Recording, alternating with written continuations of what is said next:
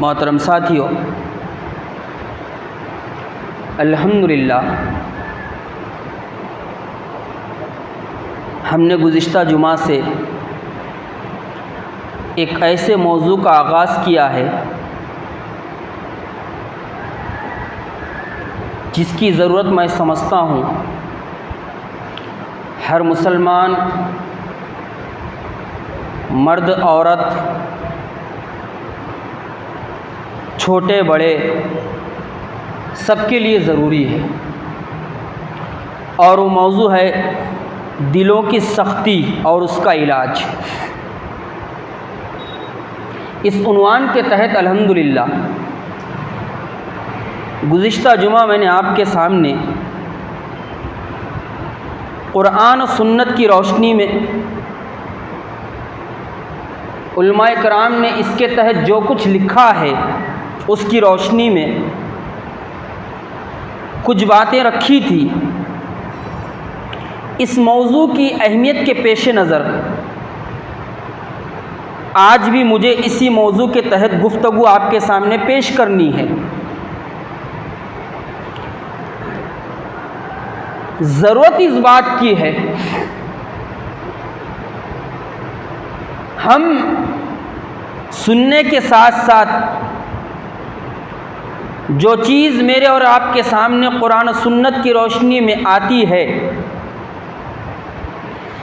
जिन चीज़ों के करने का अल्लाह रब्बुल आलमीन हुक्म देता है,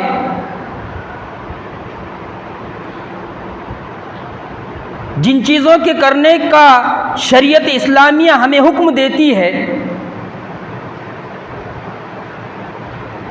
जो तालीमात मुहम्मद रसूलुल्लाह सरवर कायनात ने पेश की है, उन तालीमात को, उन हुक्मों को, कुरान और सुन्नत की बातों को हम अपने दिलों में पेवस्त करें और अमल के ज़रिए से उसको ज़ाहिर करें। अल्लाह मुझे और आपको इसकी तौफीक अता फरमाए।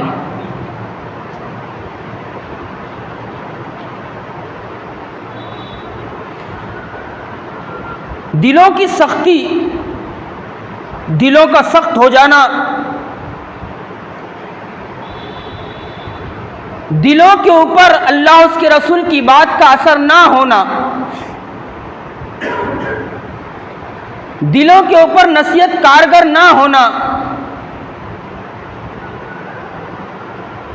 ये बड़ी खतरनाक वबा है, ये बड़ी खतरनाक बीमारी है जो हमें हलाक कर सकती है दुनिया और आखिरत में। इसलिए मुझे और आपको चाहिए कि हम अपने दिलों का जायजा लें। हम में से हर एक अपने दिल की फिक्र करे कि उसका दिल जिंदा है, उसके दिल के ऊपर कुरान की आयतों का असर होता है, उसके दिल के ऊपर नसीहत का असर होता है। अगर होता है अल्हम्दुलिल्लाह बहुत अच्छी बात है। अगर मेरे और आपके दिल पर अल्लाह की किताब का असर नहीं होता, मुहम्मद रसूलुल्लाह सल्लल्लाहु अलैहि वसल्लम की तालीमात का असर नहीं होता, नसीहतों का असर मेरा और आपका दिल कबूल नहीं करता, हमें चाहिए कि सबसे पहले हम अपने रब से जिंदा दिल मांगे, जिंदा दिल मांगे। आइए इस मौजू को आगे बढ़ाते हैं जरा। एक एक चीज पर मैं वो कहूंगा, ध्यान लगाकर, कान लगाकर सुने। अल्लाह रब्बुल आलमीन ने इरशाद फरमाया, क्या इरशाद फरमाया? यौम ला यनफउ मालू व बनून इल्ला मन अतल्लाह बिक़ल्बिन सलीम। कुरान मजीद की कितनी प्यारी आयत है, देखिए, सूरह शोरा की आयत है ये। एक मरतबा और पढ़ता हूं, गौर से सुने। यौम ला यनफउ मालू व बनून इल्ला मन अतल्लाह बिक़ल्बिन सलीम। जब क़यामत बर्पा होगी, हश्र का मैदान होगा,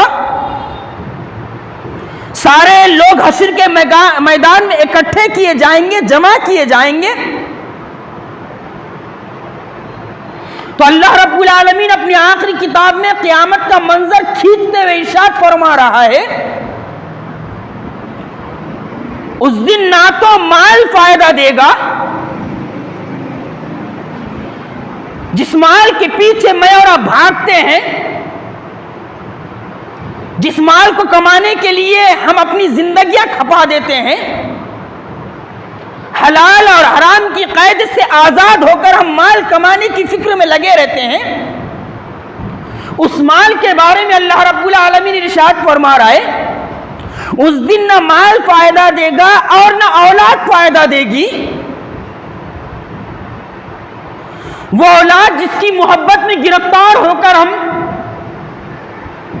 हलाल और हराम की कैद से आजाद होकर कमाते हैं, वो औलाद जिसकी मोहब्बत की वजह से हम न जाने क्या क्या काम कर गुजर जाते हैं, उस औलाद के बारे में अल्लाह रब्बुल आलमीन इरशाद फरमा रहा है, न तुम्हारा माल फायदा देगा और न ही तुम्हारी औलाद तुम्हें कल आखिरत में फायदा पहुंचाएगी, नफा पहुंचाएगी। फिर अल्लाह रब्बुल आलमीन ने आगे बड़ी प्यारी बात इरशाद फरमाई, इल्ला मन अतल्लाह बिक़ल्बिन सलीम। कामयाब तो वो होगा, कामयाबी उसके लिए होगी जो अल्लाह के हुजूर कल्बे सलीम लेकर आएगा, कल्बे सलीम लेकर आएगा। दिल का सही होना हमारे जाहिरी जिस्म का सही होना है। दिल का खराब हो जाना, दिल का गंदा हो जाना, दिल का बिगड़ जाना, यह हमारे जिस्म और हमारे आमाल का बिगड़ जाना है। इसीलिए मुझे और आपको चाहिए कि हम अपने दिलों की खास कर फिक्र करें, अपने दिलों का जायजा लें। यह कोई मामूली बात नहीं है और हर एक के लिए जरूरी है, मेरे लिए और आपके लिए, तमाम अहले ईमान के लिए जरूरी है कि हम अपने दिलों का जायजा लेते रहें, अपने दिलों की फिक्र करें।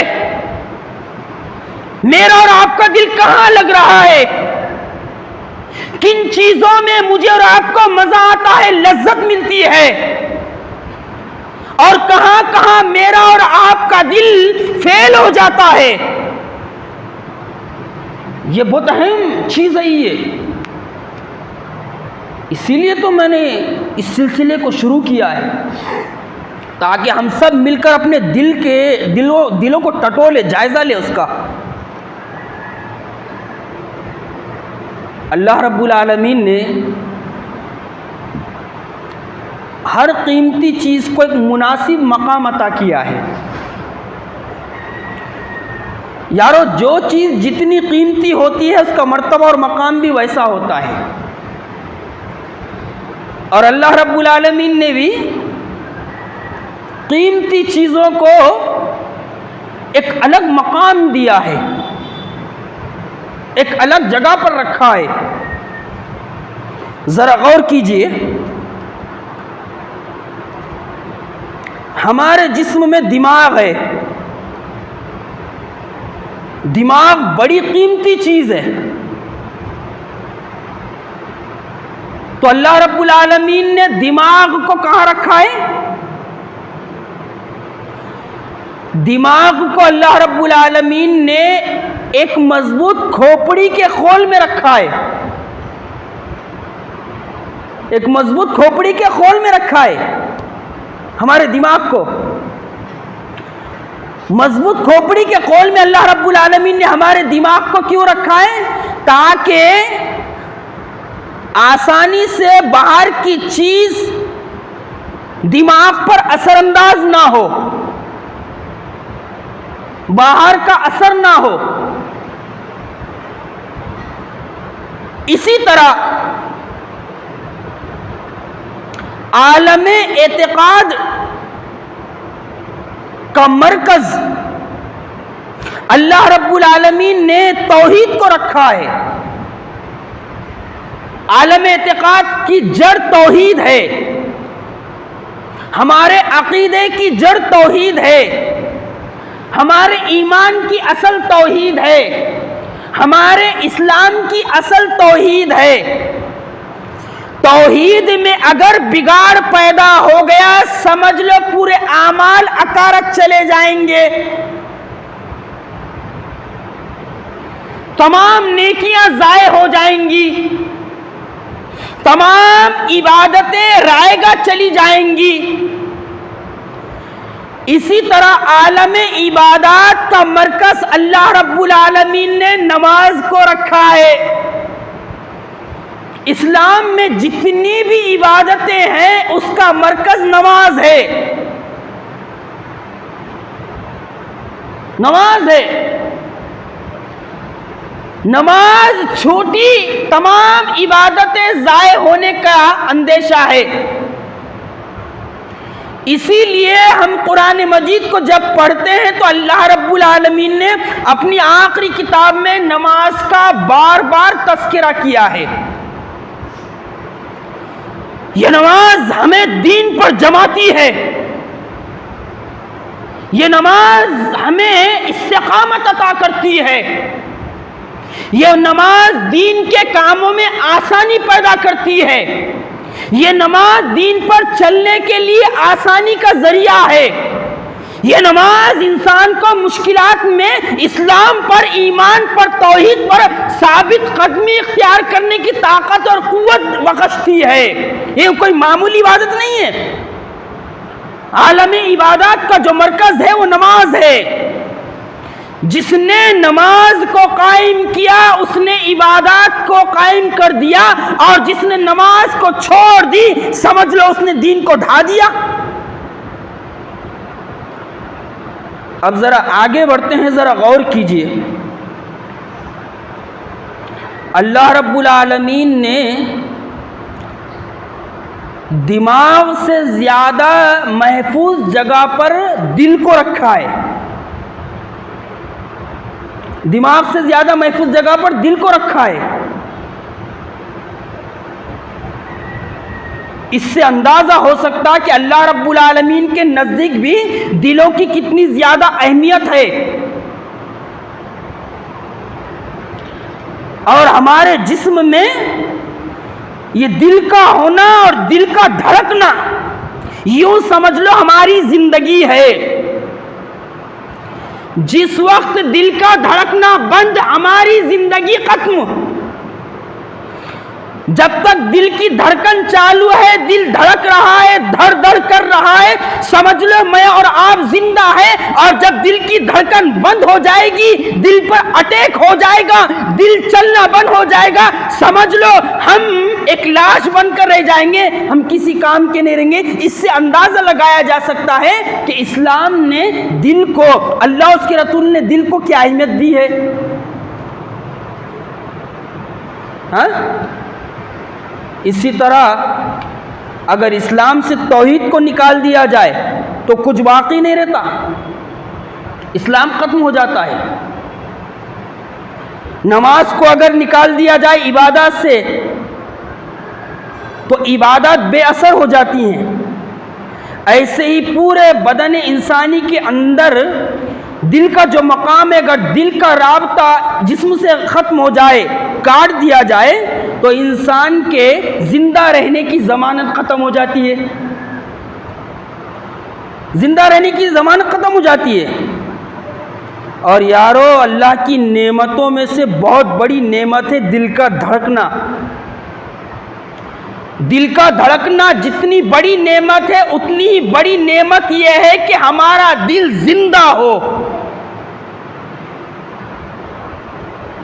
दिल अगर दुरुस्त होगा, दिल अगर जिंदा होगा, हमारे तमाम आज़ा दुरुस्त रहेंगे और सही रहेंगे। और दिलों की खराबी तमाम आज़ा की खराबी है। वह हदीस मैंने आपके सामने पढ़कर सुनाई इसलिए मुझे और आपको चाहिए कि हम अपने दिलों की इस्लाह की फ़िक्र करें। गुज़िश्ता जुमा मैंने आपके सामने ये बात रखी थी कि दिल क्यों बिगड़ते हैं और दिल क्यों सख्त होते हैं, उसकी वजूहात रखी थी। उसमें से जो पहली वजह थी दिलों के सख्त होने की, दिलों के बिगड़ने की, वो क्या थी? वो थी अल्लाह के ज़िक्र से रूगर्दानी करना, अल्लाह के ज़िक्र से एराज़ करना, अल्लाह के ज़िक्र से एराज़ करना।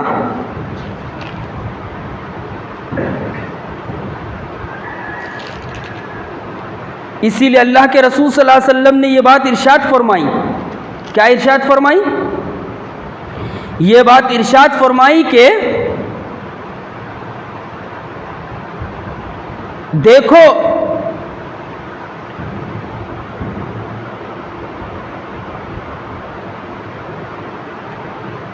अल्लाह के ज़िक्र की मिसाल ऐसी है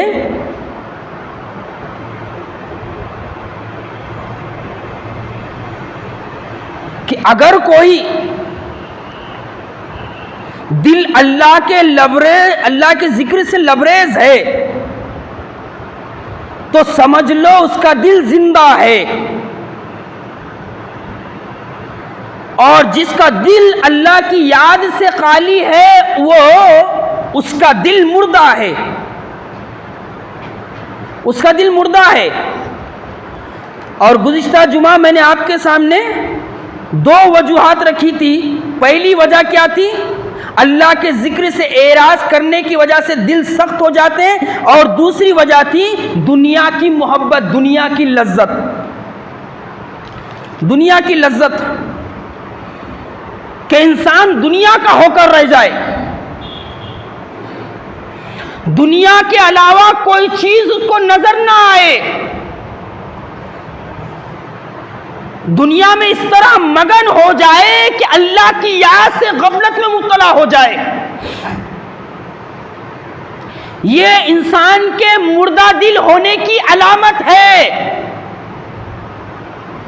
इसलिए मुझे और आपको चाहिए कि हम अल्लाह के जिक्र से, अल्लाह की याद से अपने दिलों को जोड़े रखें।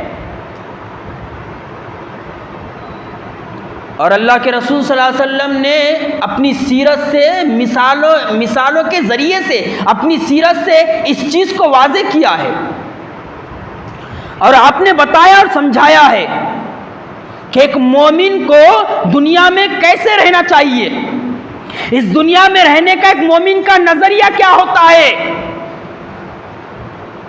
हम काफिरों की सी जिंदगी ना गुजारे, हम मुशरिकों की सी जिंदगी ना गुजारे, अल्लाह के बागियों वाली जिंदगी ना गुजारे, इस दुनिया ही को सब कुछ ना समझ ले। दुनिया सिजनुल मोमिन, ये दुनिया मोमिन के लिए कैद खाना है।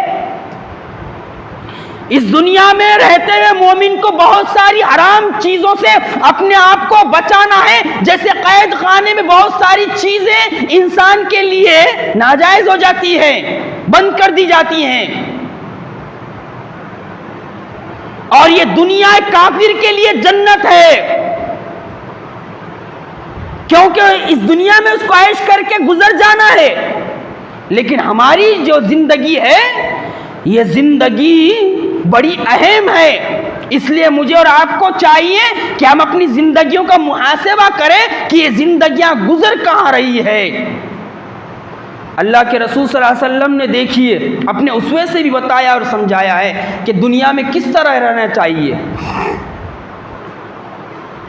हज़रत अब्दुल्ला इब्न मसूद रज़ियल्लाहु ताला अन्हु से रिवायत है, सरवर कायनात मुहम्मदुर रसूलुल्लाह सल्लल्लाहु अलैहि वसल्लम, इनकी अज़मत के क्या कहने। हाय, अल्लाह ने जो अज़मत दी है आपको, ना पहले किसी को मिली है, ना क़यामत तक किसी को और मिलेगी। इतना अज़मत वाला नबी, इतना बुलंद मर्तबे वाला नबी, ला कोई है मुहम्मदुर रसूलुल्लाह जैसा कोई इस दुनिया में।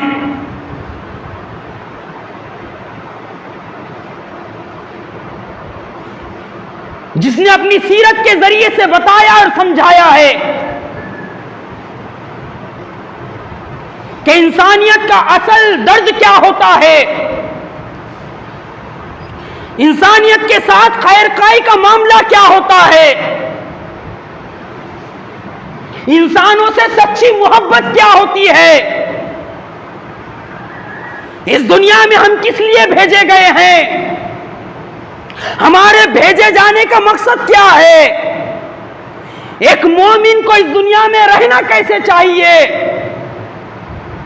अल्लाह के रसूल सल्लल्लाहु अलैहि वसल्लम ने अपनी पाक सीरत के जरिए से, अपने उसवे के जरिए से, अपने नमूने के जरिए से, अपने आइडियल के जरिए से यह बताया और समझाया है। हजरत अब्दुल्लाह इब्न मसूद रज़ियल्लाहु तआला अन्हु से रिवायत है कि अल्लाह के रसूल सल्लल्लाहु अलैहि वसल्लम एक चटाई पर लेटे हुए थे, सरवर कायनात। अब चटाई पर लेटना बहुत सारे लोग बहुत बुरी बात समझते। मुहम्मदुर रसूलुल्लाह एक चटाई पर लेटे हुए थे, बदन पर कुर्ता नहीं था। जब आप चटाई पर लेटे हुए थे, उठे तो आपकी पीठ पर चटाई के निशानात पड़ गए। साहबा इकराम को बड़ी तकलीफ हुई, बड़ा गम हुआ। सरवर कायनात है, चटाई पर लेटे हुए हैं, उठकर बैठे तो चटाई के निशानात पड़े हुए हैं। साहबा इकराम ने दर्दमंदाना अंदाज में कहा, अल्लाह के रसूल सल्लल्लाहु अलैहि वसल्लम आप हमें इजाज़त दे दीजिए, हम आपके लिए एक बेहतरीन बिस्तर तैयार कर देते हैं, बेहतरीन बिस्तर तैयार कर देते हैं। आपने सहाबा कराम की तरबियत कैसे फरमाई और आपने सहाबा कराम को क्या जवाब दिया, जरा गौर से सुनिए। आपने फरमाया, ऐ मेरे सहाबा, मेरा दुनिया से क्या लेना देना, मेरा दुनिया से क्या लेना देना, मैं तो दुनिया में एक मुसाफिर की तरह हूं। हमारी सोच भी यही होनी चाहिए। हम में से हर एक ही अपने दिलो दिमाग में बिठा दे, हम भी दुनिया में एक मुसाफिर की तरह हैं। मैं मुसाफिर की तरह हूं जो एक दरख्त के नीचे थोड़ी देर आराम करता है, एक दरख्त के नीचे थोड़ी देर आराम करता है, फिर अपनी मंजिल की तरफ निकल जाता है, अपनी मंजिल को पाने के लिए।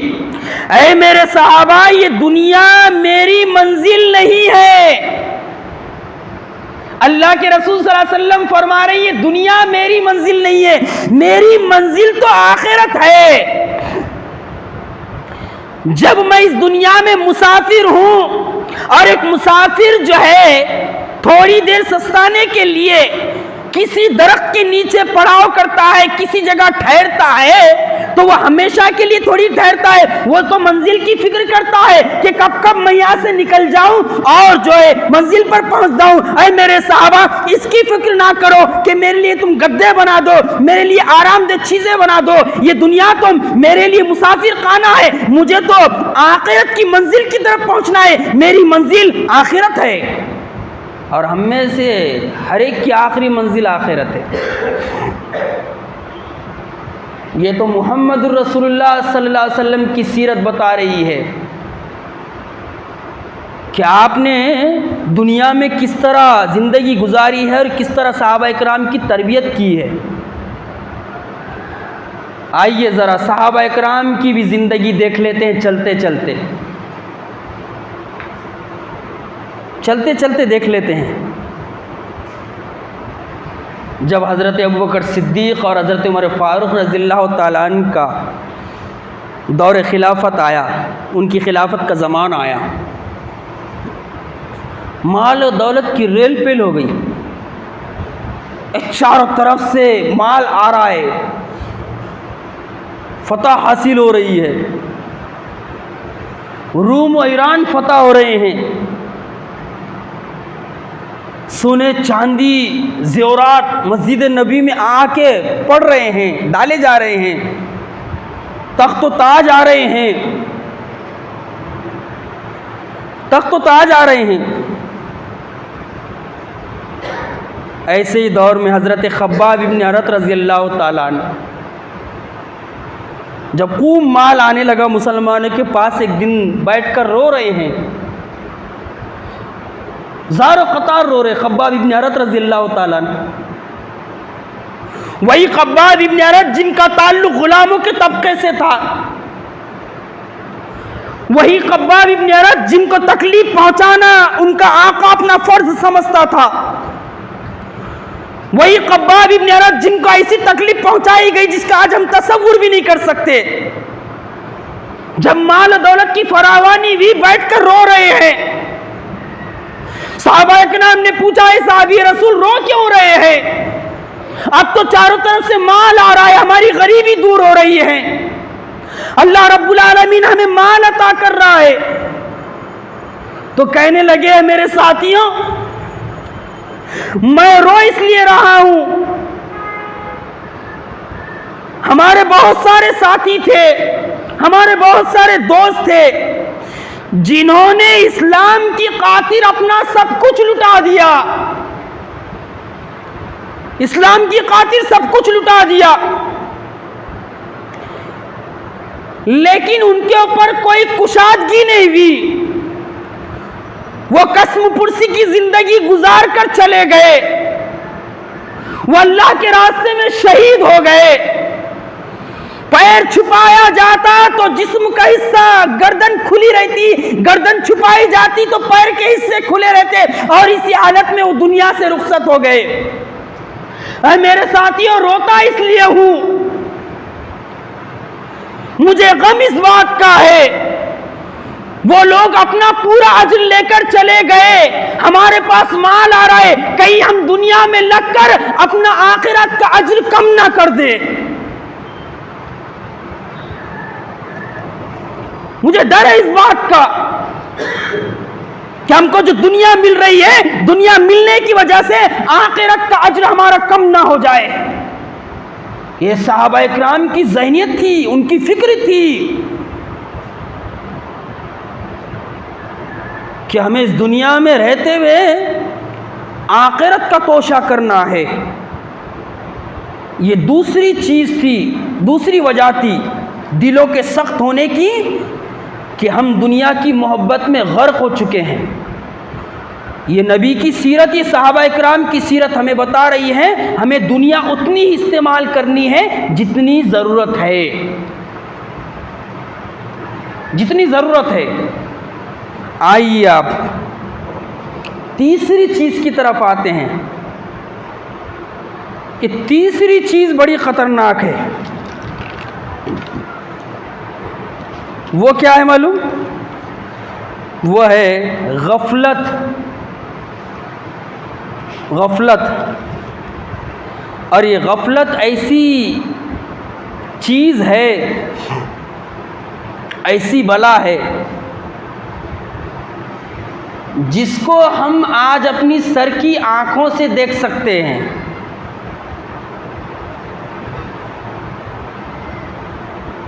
सर की आंखों से देख सकते हैं। आज दुनिया में सबसे ज्यादा गाफिल अगर कोई कौम है तो वो मुसलमान है। सबसे ज्यादा गाफिल कौम मुसलमान है। इतनी गफलत की मारी कौम है, इतने नाजुक तरीन हालात में भी मुसलमान जागने के लिए तैयार नहीं है। खासकर हमारे इस मुल्क में इतनी चालें चली जा रही है, इतने प्रोपेगेंडे हो रहे हैं, इतनी मंसूबाबंदियां हो रही है, उसके बावजूद भी मुसलमान ख्वाब गफलत में सोए हुए हैं। यह गफलत दिलों के सख्त होने की अलामत है। इस गफलत को दूर करना होगा मुझे और आपको। बड़ी खतरनाक बला है ये गफलत। बड़ी खतरनाक और डेंजर बीमारी है ये गफलत। तबाह होने वाली कौमों की पहचान है गफलत, जहन्नमियों की पहचान है गफलत, अल्लाह के नाराज होने की अलामत है गफलत के हम गाफिलों में शुमार हो जाएं। हाय हमारी गफलत। अल्लाह रब्बुल आलमीन अपनी आखिरी किताब में कहता है, इक़्तरब लिन्नासी हिसाबुहुम वहुम फी गफलतिन मुरिज़ून, लोगों के हिसाब का वक्त करीब आ चुका है और वह गफलत में पड़े हुए हैं। अल्लाह रब्बुल आलमीन कह रहा है कि क़यामत करीब आ चुकी है। इक़्तरब लिन्नासी हिसाबुहुम वहुम फी गफलतिन मुरिज़ून, लोगों तुम्हें क्या हो गया है? आखिरत बर्पा होने वाली है, हौलनाकियां होने वाले हैं, आसमान चकनाचूर होने वाला है, पहाड़ों को रेजा रेजा कर दिया जाएगा, चांद सितारे सैयारे बेनूर कर दिए जाएंगे, जमीन हिला मारी जाएगी, कब्रों से लोग उठ खड़े होंगे, हश्र के मैदान की तरफ भागेंगे, सारे लोग बरहना होंगे। इक़्तरब लिन्नासी हिसाबुहुम फी गफलतिन मुरिज़ून, तुम्हारे हिसाब का वक्त आ चुका है। तुमने इस दुनिया में जो अमाल किए हैं, जो गफलत की जिंदगी गुजारी है, जो खैर के काम किए हैं, जो शर के काम किए हैं, इसके हिसाब किताब का वक्त आ लगा है और तुम गफलत में पड़े हो, दुनिया में मगन हो, अल्लाह को भूलकर जिंदगी गुजार रहे हो, नबी की तालीमात से परे होकर जिंदगी गुजारे। ये गफलत की जिंदगी यारों का, इसीलिए तो आज हमारा दुश्मन हम पर गालिब आ चुका है, हमारी गफलतों की वजह से। और खासकर दीन के ताल्लुक से हमारी गफलत आसमान को पहुंच चुकी है। होश के नाखून लेने की ज़रूरत है यारों। ये गफलत अगर दूर नहीं होगी तो हमारा हाल उंदलुस की तरह होगा, स्पेन की तरह होगा। 700 साल तक मुसलमानों ने हुकूमत की, 700 साल तक उंदलुस पर स्पेन पर मुसलमानों ने हुकूमत की, और देखते ही देखते गफलत की वजह से, अल्लाह उसके रसूल की इबादत की दूरी की वजह से, कुरान सुन्नत की दूरी की वजह से, आयश में पढ़ने की वजह से, देखते ही देखते 700 साल हुकूमत तबाह और बर्बाद हो गई। 1000 के करीब हुकूमत यहाँ मुसलमानों ने हिंदुस्तान पर की, लेकिन जब मुसलमान आयश में पड़े, अपनी जिम्मेदारियों के तई गफलत में पड़े, तो क्या हुआ? अल्लाह रब्बुल आलमीन ने यहाँ से भी हमारा सफाया कर दिया। अभी वक्त है, जागो, हम सबके जागने का वक्त है। लेकिन जब वो तूफान आ जाएगा, वो तूफान आ जाएगा, सर पर मंडलाएगा, मंसूबा हो चुका है, मंसूबा बन चुका है, तबाह बर्बाद करने का। ऐसी हमारी गफलत की जिंदगी रही तो वो वक्त नहीं जब हम भी स्पेन की तरह तबाह बर्बाद कर दिए जाएं, तबाह बर्बाद कर दिए जाएं। हाँ, किसी चीज के अंदर हमको दिलचस्पी नहीं है। हालांकि गफलत एक मजमून सिफत है, बुरी सिफत है। अब देखो, अल्लाह ने आपने आखिरी नबी से क्या कहा। आज मैं इस पर जरा खुलकर बात करूंगा गफलत के ऊपर, गौर से सुने।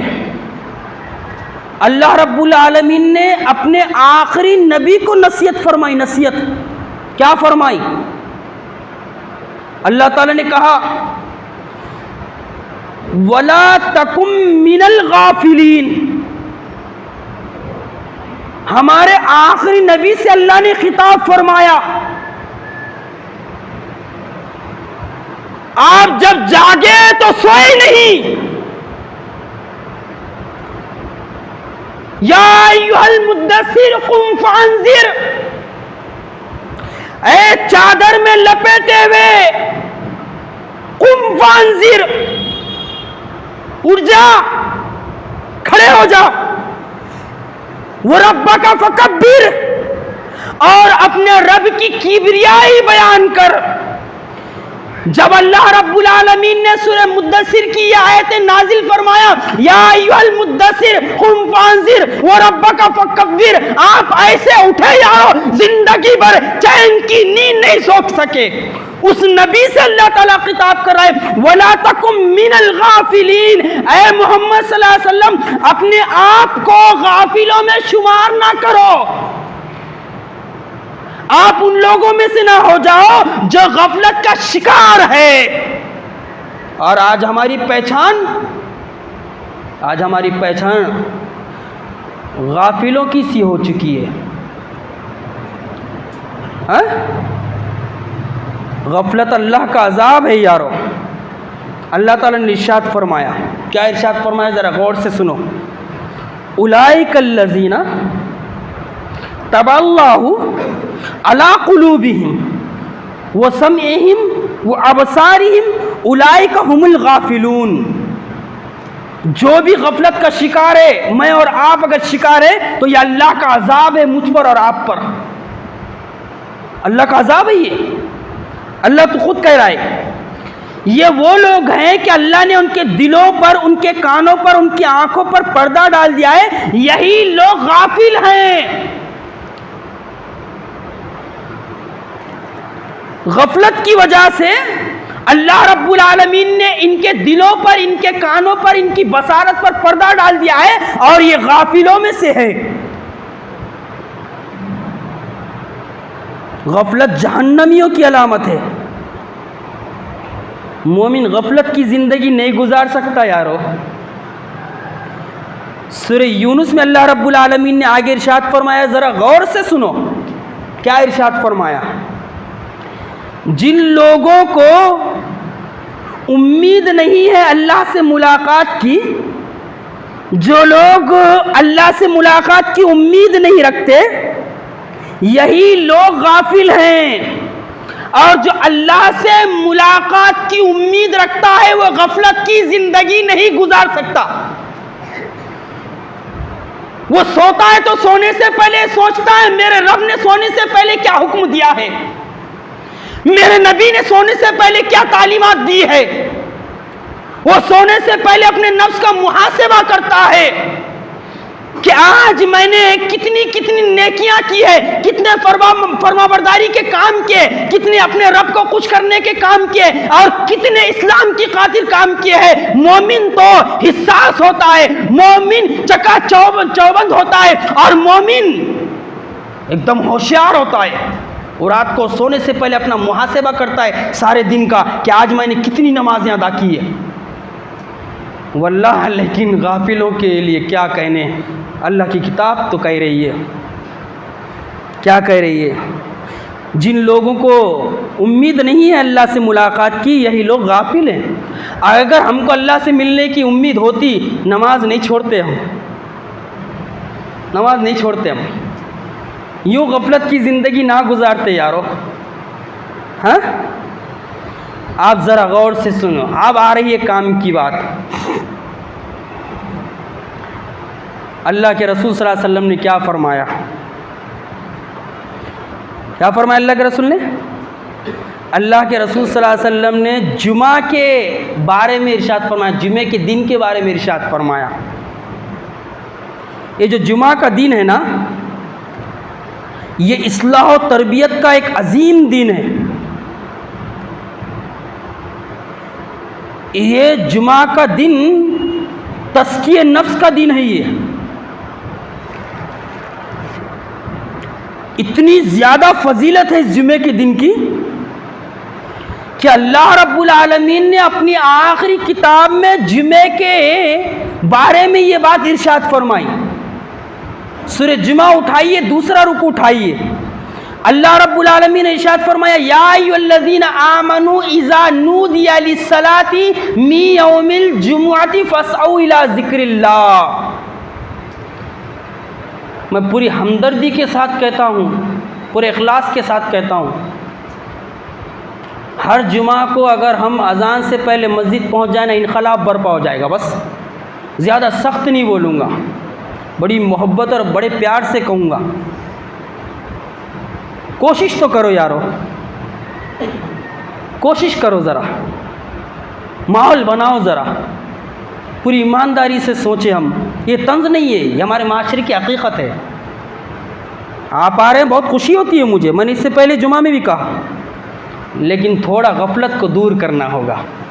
माशाअल्लाह लोग आ रहे हैं, ख़ासकर नौजवान आ रहे हैं, ये थोड़ा गफलत को दूर कीजिए।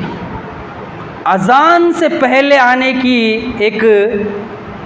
अज़ान से पहले आने का एक रिवाज बनाइए, एक आदत डालिए। डालिए तो सही, डालिए, मुश्किल है लेकिन हो जाएगी आदत। मैं नहीं कर रहा हूँ, अल्लाह किताब कह रही है। क्यों मालूम, जितना ज़्यादा हम जुमा में लेट आएंगे उतना ज़्यादा सवाब से महरूम रहेंगे। आप जल्दी आएंगे, जुमा भी वक्त पर ख़त्म हो जाएगा, मसला ख़त्म हो जाएगा। लेट आएंगे, कुछ बातें 10-15 मिनट बाद में लेनी पड़ती है ताकि बात को पूरी की जाए। अल्लाह वास्ते माहौल बनाए। अल्लाह की किताब कह रही यारो, या अय्युहल्लज़ीना आमनू इज़ा नूदिया लिस्सलाति मिन यौमिल जुमाति फसौ इला ज़िक्रिल्लाह। हफ्ते में एक दिन है, इस दिन भी मेरे और आपके पास वक्त नहीं है कि हम वक्त से पहले मस्जिद में आए। कब भरेंगी अजान के साथ हमारी मस्जिदें? और जिस दिन अजान के पहले हमारी मस्जिदें भरने का रिवाज हो जाएगा, आदत हो जाएगी, इंशाअल्लाह इनकलाब बरपा होगा। इनकलाब, इंशाअल्लाह बोलो भाई, आएंगे। आदत डालो, बहुत सवाब है, बहुत अहम दिन है ये। ईदुल फित्र और ईदुल अज़हा से ज़्यादा अहम दिन है ये जुमा का दिन। हम ईदुल फित्र को वक्त से पहले आ जाते, ईदुल अज़हा को भी आते, माशाअल्लाह बहुत अच्छी बात है। जुमा को आदत डालो। इमाम मेंबर पर आने से पहले मस्जिदें भरना चालू हो जाना चाहिए, फिर देखो क्या कमाल होता है। बड़ा ताज्जुब लगता है, आखिर हमारी गफलत दूर होगी कैसा? हाँ, खाली जुमा को आदत डालो, जुमा को। देखिए अल्लाह के रसूल क्या फरमा रहे हैं। मैं नहीं कह रहा हूँ, अल्लाह के रसूल कह रहे हैं, गौर से सुनिए। हज़रत अबू हुरैरा रज़ियल्लाहु ताला अन्हु और हज़रत उमर फ़ारूक रज़ियल्लाहु ताला अन्हु दोनों इस हदीस के रावी हैं। दोनों ने इस हदीस को पेश किया है। अल्लाह के रसूल सल्लल्लाहु अलैहि वसल्लम ने क्या फरमाया? हज़रत अबू हुरैरा और हज़रत उमर कहते हैं, हमने मिंबर पर अल्लाह के रसूल सल्लल्लाहु अलैहि वसल्लम को ये हदीस बयान करते हुए सुनी है। ये हदीस मिंबर पर बयान करते हुए सुनी है। अल्लाह के रसूल क्या फरमा रहे थे? ऐ लोगों, जुमा छोड़ने से बाज आ जाओ। जो लोग बिला वजह जुमा छोड़ देते हैं,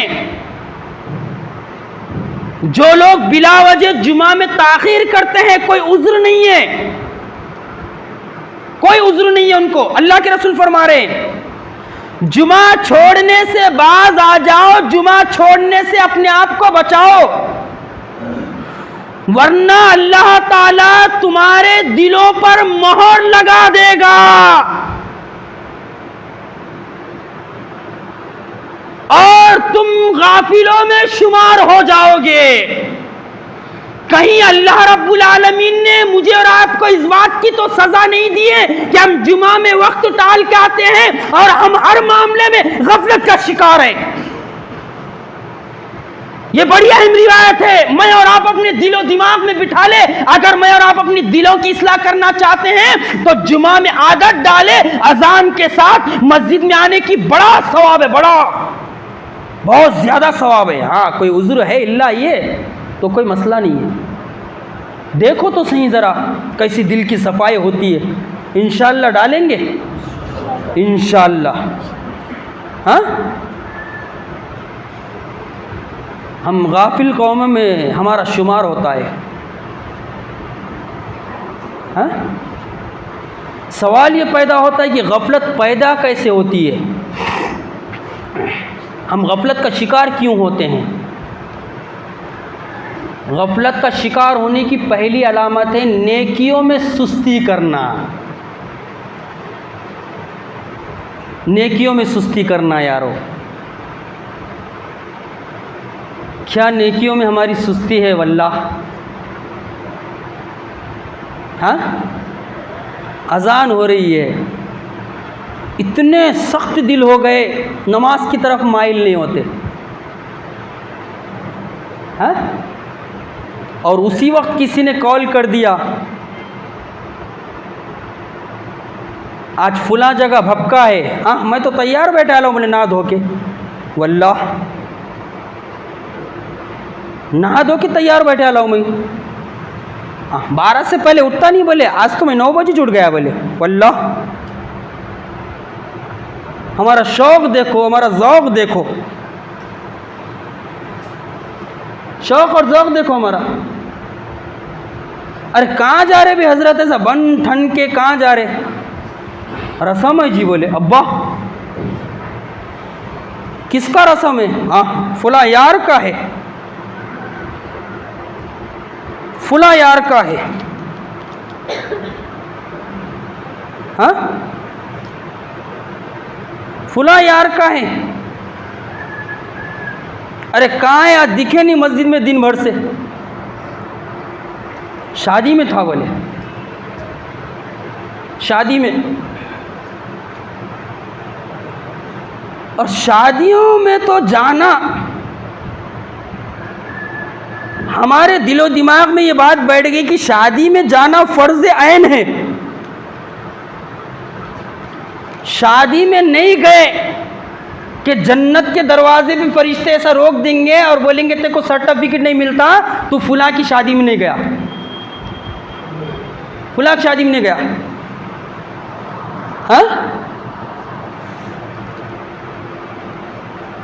और वक्त से पहले जी, वक्त से पहले औरतों का क्या कहना? अब्बा उनको बोलो खाला वो दीनी प्रोग्राम है जी, मस्जिद में आओ। ये कमर दुख रही जी, ज़रा ये मन का ज़रा सरक गया। दूसरे दिन देखे खाला बन संवर के तैयार है। अरे खाला किधर का इरादा? आई शादी में जा रही बोले। अरे कल तो कमर दुख रही थी ना आपकी। आई बोले वो चलते रहता बोले। शादी का रोज़ रोज़ होती क्या? वल्लाह शैतान के हरबे देखो। हाँ, और नौजवानों ने पूरी खिदमत जो है वो पूरी शादियों में लगा दी। देखो आप फंक्शन हॉल में खाने की ज़रूरत भी रही तो अंदर जाके खाना लाऊं? अरे नक्को रे है रे, खा लो एक मुश्काब लो। हाँ, अरे इतना उताला क्यों हो रहा मुश्काब देने का? नहीं जी बोले, वो मुश्काब देना बहाना है बोले। फिर क्या क्या क्या आइडिया क्या है तेरी, क्या मसला है? उन्होंने आए वाले बोले वल्लाह। हाँ, बहुत दिनों से चैटिंग हो रही थी, कॉल पे बात हो रही थी बोले, आज उन्होंने बोले हम शादी में आ रहे। अरे इन्ना लिल्लाहि व इन्ना इलैहि राजिऊन। हाँ, ये गफलत पैदा क्यों होती है कि हम नेकियों को हकीर जानते हैं। हमारे पास नेकियों की कोई वैल्यू नहीं है। जब अहले ईमान के पास से नेकियों की वक़्त कम हो जाती है, अल्लाह रब्बुल आलमीन दुनिया में उनकी वक़्त कम कर देता है। किसी मामूली नेकी को मामूली ना समझो। कोई नेकी हकीर नहीं होती।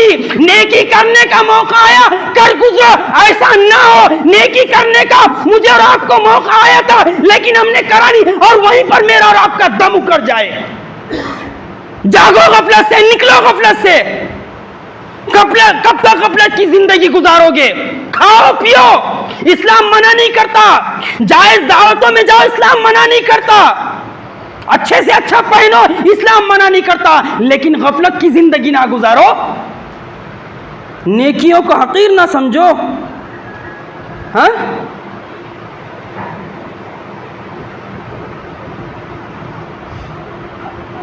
आजकल बड़ी एक बिदत चल रही है, बर्थडे। अब्बा बर्थडे। चुन्नू 1 साल का होगा कि बर्थडे? चुन्नू का अब्बा 50 साल का है तो उसका भी बर्थडे। अरे हमारे नौजवानों को देख लो, सड़कों के ऊपर, गाड़ियों के ऊपर केक रखकर बर्थडे मना रहे हैं और नाच रहे हैं। वल्लाह,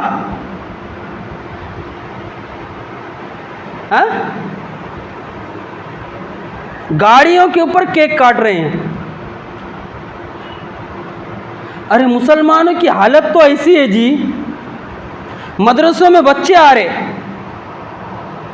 50-100 रुपये देने को कूका कर रहे। अम्मा 50 रुपये मदरसे में? हमने तो फुकट पड़े हमारे ज़माने में। वल्लाह, हमारे पास दीन की अहमियत है, दीन की ये वक़्त है। 50 रुपये, 100 रुपये वो फुकट वाले मदरसे में जाते हम। अरे कुछ तो ऐसे हैं जो बोलते हमसे देना नहीं होता। ठीक है भाई, हालत ख़राब है, कोई मसला नहीं है, देना नहीं होता। और कुछ दिनों के बाद देखे तो चुन्नी का बर्थडे मना रहे अम्मा। अरे अम्मा, तुम्हारे से 50 रुपये मदरसे में दीन के रास्ते में खर्च करना नहीं होते, 100 रुपये खर्च करना नहीं होते, बर्थडे मनाने कितने लगे जी? बर्थडे में 5000 रुपये लगे। बोले अब्बा, वो केक गैरों का देखा देखी, मन तशब्बह बिकौमिन फहुवा मिन्हु। अल्लाह के रसूल सल्लल्लाहु अलैहि वसल्लम ने इरशाद फरमाया, ये बर्थडे मनाना गैरों का तरीका है। अच्छे अच्छे दीनदार अपने बच्चों का बर्थडे मना रहे। खुदा ना खास्ता, खुदा ना खास्ता, खुदा ना खास्ता उसी दिन बच्चा मर गया, इंतकाल हो गया, तो क्या मनाएंगे हम बर्थडे? जिस नबी की पैदाइश का दिन मनाना जायज़ नहीं है, आज मुसलमान अच्छे खासे दीनदार अपने बच्चों का बर्थडे मना रहे। ये एक बिदत है। अल्लाह के रसूल ने फरमाया, जो जिस कौम की मुशाबियत इख्तियार करता है वो उसी कौम में शुमार हो जाता है। क्या क्या बताएं, क्या क्या समझाएं? हाँ, तो अल्लाह का अजाब नहीं आएगा, नहीं आएगा अल्लाह का अजाब। उन नौजवानों को अजीब चस्का लग गया।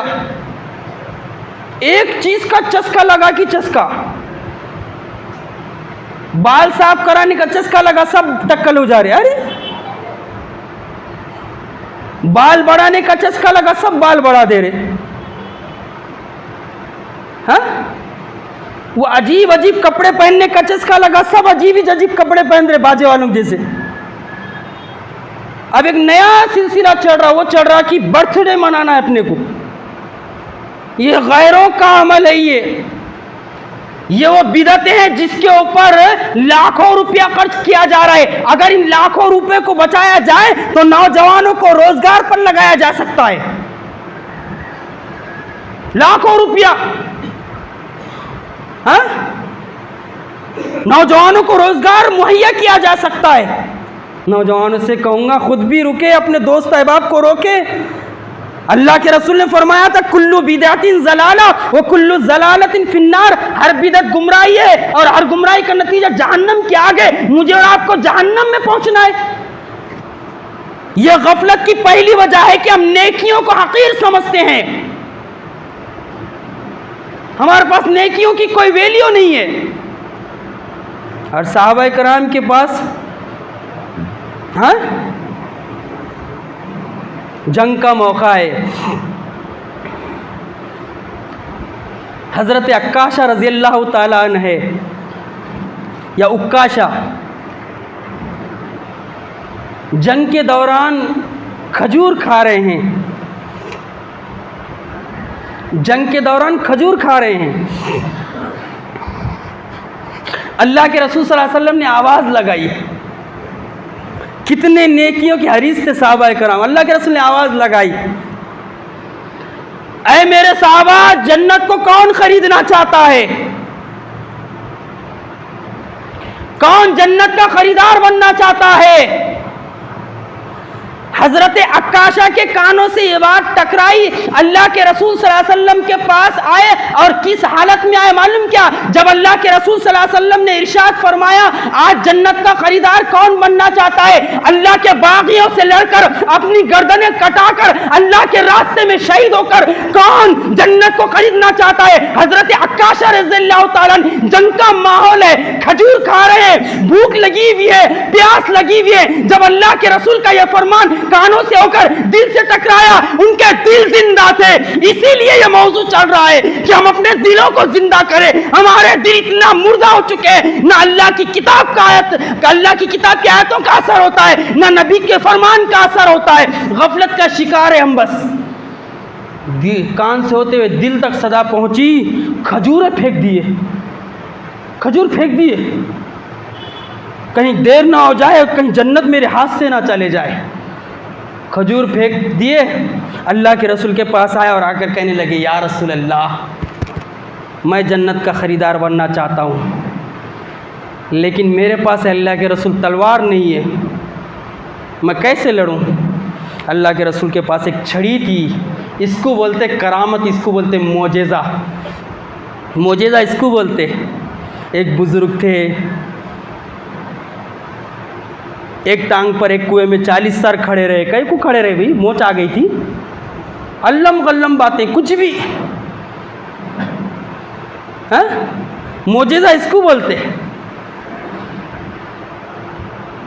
एक पीर साहब थे, इंतकाल कर गए, मुरीद भूखा प्यासा था, पीर साहब की कब्र पे गया, कहने लगा, पीर साहब मैं भूखा हूँ। पीर साहब ने खबरों में से हाथ निकाले, वल्लाह, पीर साहब ने खबरों में से हाथ निकाले, और हाथ भी निकाले तो हाथ में रोटी है, कहते ताज़ी, वो भी इन्ना लिल्लाहि व इन्ना इलैहि राजिऊन। है कहा, या रसूल अल्लाह, मेरे पास लड़ने के लिए तलवार नहीं है। अल्लाह के रसूल के हाथ में छड़ी थी। कहा, अल्लाह के रसूल ने ये छड़ी लो और इससे लड़ो। हजरत उक्काशा ने ये नहीं कहा कि अल्लाह के रसूल ये तो छड़ी है, मैं छड़ी से कैसे लड़ूं। जैसे ही हजरत उक्काशा ने हाथ में लिया, देखते ही देखते वो छड़ी तलवार बन गई। ये अल्लाह के रसूल के मोजेज़ात में से एक मोजेज़ा था।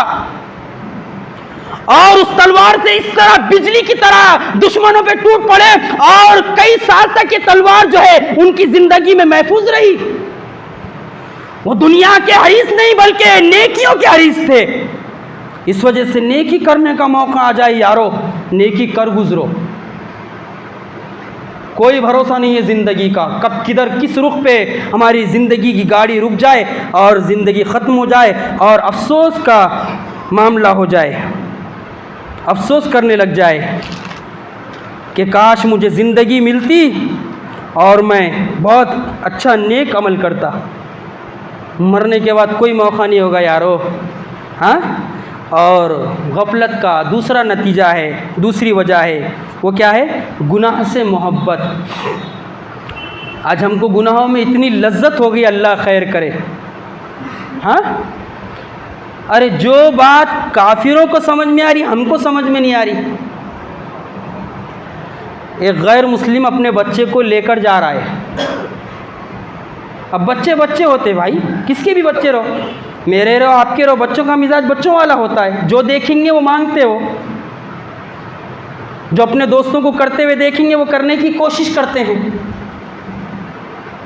हाँ, एक गैर मुस्लिम अपने बच्चे को लेकर जा रहा है। कुछ मुस्लिम बच्चे पतंग उड़ा रहे हैं। मुस्लिम बच्चे तो छोड़ो, बच्चों के अब्बा उड़ा रहे। अब 4-4 बच्चों का अब्बा पतंग उड़ा रहा। पतंग के पीछे की हिस्ट्री मालूम है आपको? वल्लाह नहीं मालूम है। कहाँ से मालूम रही, हम ये मालूम ही नहीं करते। पतंगबाजी का आगाज़ कब हुआ? वक्त हो रहा है, आखिरी बात कहकर ख़त्म करूँगा। पतंगबाजी का आगाज़ कब से हुआ मालूम आपको? जब मुसलमानों का स्पेन से सफाया हुआ, उंदलुस से सफाया हुआ। जो मुसलमान बच गए थे, स्पेन के ईसाइयों ने चाल चली, क्या मुसलमानों तुम जो बचे हुए हैं, हम तुम्हें समंदर पार कराएंगे, तुम आके कश्तियों में, जहाज़ों में बैठ जाओ। गौर से सुनो, लेकिन हमें किन किन चीजों से लज्जत है हमको समझ में ही नहीं आ रहा। लाखों रुपए मुसलमान पतंगबाजी में गैरों का देखा देखी उड़ा रहे हैं, और यह पतंगबाजी हमारे ही तबाह बर्बाद होने के लिए इजाद की गई थी। सुनो हिस्ट्री, आखिरी बार बता रहा हूं, याद रखो। स्पेन के ईसाइयों ने ऐलान कर दिया कि बचे हुए मुसलमानों को हम समंदर पार कराएंगे। मुसलमान खुश हो गए कि अब जो बचे वाले हैं वो समंदर पार होकर किधर भी चले जाएंगे, अपना ठिकाना देख लेंगे। सारे मुसलमान कश्तियों में बैठ गए यारों। अब सारे मुसलमान जब कश्तियों में बैठ गए, बीच समंदर में जब पहुँचे तो स्पेन के जो ईसाई थे, मक्कार थे, अल्लाह के बाग़िर थे, तमाम मुसलमानों को उस समंदर में डुबोकर हलाक कर दिया। और जब मुसलमान हलाक हो गए तो मुसलमानों के मरने की वजह से पतंग उड़ाए उन्होंने पहली बार। पतंगबाजी का आगाज मुसलमानों की तबाही के लिए खुशी के मौके पर उड़ाया गया पतंग पहली बार। और यह मुसलमान है जिन्हें देख के शर्माए यहूद। कुछ नहीं जान रहे हम, हिस्ट्री को जानने की कोशिश नहीं करते हम, हकीकत को पहचानने की कोशिश नहीं कर रहे हम कि जो चीज हमारे खिलाफ इजाद की गई उसी चीज को हम इख्तियार किए हुए। अरे बच्चे तो मासूम होते हैं। मैंने कहा ना, किसका भी बच्चा रो, मेरा रो, आपका रो, जो देखेंगे वो मांगेगा। एक गैर मुस्लिम अपने बच्चे को लेकर जा रहा है, वो बच्चा जिद कर रहा है कि बाबा मुझे ये पतंग होना, मैं भी उड़ाऊंगा। तो गैर मुस्लिम अपने बच्चे को क्या बोल रहा मालूम? मेरे बच्चे, पतंग उड़ाना मुसलमानों का काम है, अपना काम नहीं है, चल अपन पढ़ने का काम करेंगे। गैर मुस्लिमों को समझ में आ रही है और हम गफलत का शिकार है यारों। और फिर तीसरी वजह है गफलत की, वो क्या है? वो है अपनी सेहत को ख़राब करना और अपने फारिग औक़ात को बर्बाद करना। वल्लाह आज का नौजवान खाली औक़ात को इस तरह ज़ाय कर रहा है और इस तरह जवानी को बर्बाद कर रहा है, हम कह नहीं सकते। अल्लाह के रसूल सल्लल्लाहु अलैहि वसल्लम ने इरशाद फरमाया था, दो नेमतें ऐसी है कि अक्सर लोग उसके बारे में गफलत का शिकार है, एक है सेहत और एक है फरागत। सेहत को गनीमत जाने, हम सेहत की फिक्र करें। अल्लाह ने सेहत दी है, इस सेहत का पूरा फायदा उठाएं, अल्लाह के दीन के अलंबरदार बने, इस्लाम की खातिर इस सेहत का इस्तेमाल करें। बहुत हो गई शादियां, बहुत हो गए फंक्शन हॉल, बहुत हो गए बर्थडे मनाना, बहुत हो गए रस्म रिवाज, बहुत हो गए छिल्ले छट्टियां, बहुत हो गए 10वें और 20वें, बहुत हो गए ही आओ, बहुत हो गई रात काली करना। आओ वक्त है, गफलत से निकलो, वरना अल्लाह रब्बुल आलमीन का जब अजाब आएगा, जो हिंदुस्तान में आज हम नजर आ रहे कल नजर नहीं आएंगे। जिस तरह स्पेन में मुसलमानों को तबाह बर्बाद कर दिया गया और जिस तरह देखते ही देखते पूरी दुनिया से मुस्लिम हुकूमत को ख़त्म कर दिया गया, यहाँ पर भी प्लान बन चुका है। तो यारो गफलत से जागो, वक्त पुकार रहा है, ललकार रहा है, वक्त का तकाज़ा है। जो बातें इखलास के साथ मैंने यहाँ रखी है, उसी इखलास के साथ मुझे और आपको समझने की तौफ़ीक़ अता फ़रमाए। अल्लाह हमें गफलत से निकलने की तौफ़ीक़ अता फ़रमाए, जुमा में वक्त से पहले आने की तौफ़ीक़ अता फ़रमाए। अल्लाह रब्बुल आलमीन हमें अपनी इबादत गुजार बंदों में शामिल फरमाए। अल्लाह मुसलमानों की हिफाजत फरमाए, ख़ासकर हिंदुस्तानी मुसलमानों की हिफाजत फरमाए। अल्लाह ये नौजवान जो शौक़ से आ रहे हैं, इनके शौक़ को और ज़्यादा बढ़ा दे। अल्लाह इन नौजवानों को दीन का अलंबरदार बना दे, दीन की जिम्मेदारियां इनसे तू ले ले। अल्लाह रब्बुल आलमीन ने दीन पर इस्तिक़ामत अता फरमा। अल्लाह जो बीमार है उनको शिफाए कुल्ली अता फरमा। अल्लाह जो परेशान है उनकी परेशानी को दूर फरमा। अल्लाह कौम की जो बेटियां बिन ब्याही बैठी हैं, इंतज़ार में है कि कोई मर्द आए बग़ैर जहेज़ के, बग़ैर लेन देन को उनको लेकर जाए, अल्लाह उनको ऐसे रिश्ते पहुँचा दे। अल्लाह रब्बुल आलमीन हम सब को दीन की तरफ, अपनी किताब की तरफ आने की तौफ़ीक़ अता फरमा। वमा अलैना इल्लल बलाग़। वस्सलामु अलैकुम व रहमतुल्लाहि व बरकातुहू।